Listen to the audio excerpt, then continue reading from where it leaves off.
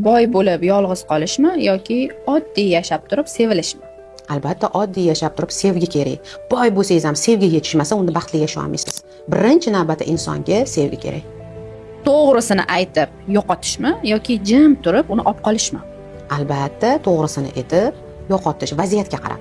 To'g'risini aytib vaziyat to'g'ri kelsa to'g'risini aytib yo'qotish kerak. Vaziyat to'g'ri kelmasa jim turib yonida olib yurish kerak. Vaziyatga qarab. O'zingiz uchun baxtli bo'lishmi yoki boshqalarga yoqib baxtsiz yashaganmi?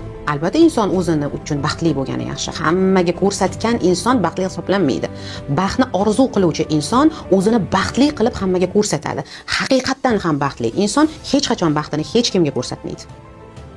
O'zini sevib boshqalarni rozi qilmay yashasa ham bo'ladimi yoki hammani rozi qilib o'zini sevmay yashashmi? Albatta birinchi bo'lib Allohni sevish kerak, keyin o'zini sevish kerak va undan keyin hammani hurmat qilib sevishni boshlaydi. Kechirib yashab doim xatolarga duch kelishmi yoki masofa saqlab kechirmay yashashmi? Albatta birinchi bo'lib masofa saqlash kerak. Agar unga xiyonat qilgan insonlar bo'lsa, masofada bo'lish kerak. Agar uni kechirimli ayblari bo'lsa, albatta kechirib, u bilan birga bo'lish kerak. Erkakni tushunishmi yoki o'zingizni unga tushuntirib berishmi?